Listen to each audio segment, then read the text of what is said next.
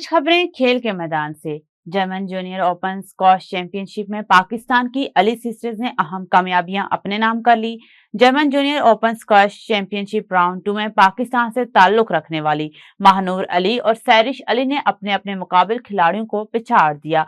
महानूर अली ने मुकाबिल खिलाड़ी राफीला को 4-11, 4-11 और 7-11 से शिकस्त दी, जबकि सैरिश ने अपनी हरीफ नरिया को 6-11, 2-11 और 2-11 से मात दे दी। कौमी क्रिकेट टीम के हेड कोच माइक का कहना है कि सुपर हिट मरहले के लिए तैयार हैं। 6 महीने काफी मेहनत की है।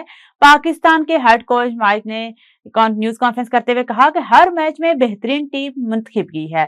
सुलेमान बदकिस्मत थे कि वो पहले मैच के बाद नहीं खेल सके। जब से आए हैं इनकी कारकर्दगी बेहतरीन रही है।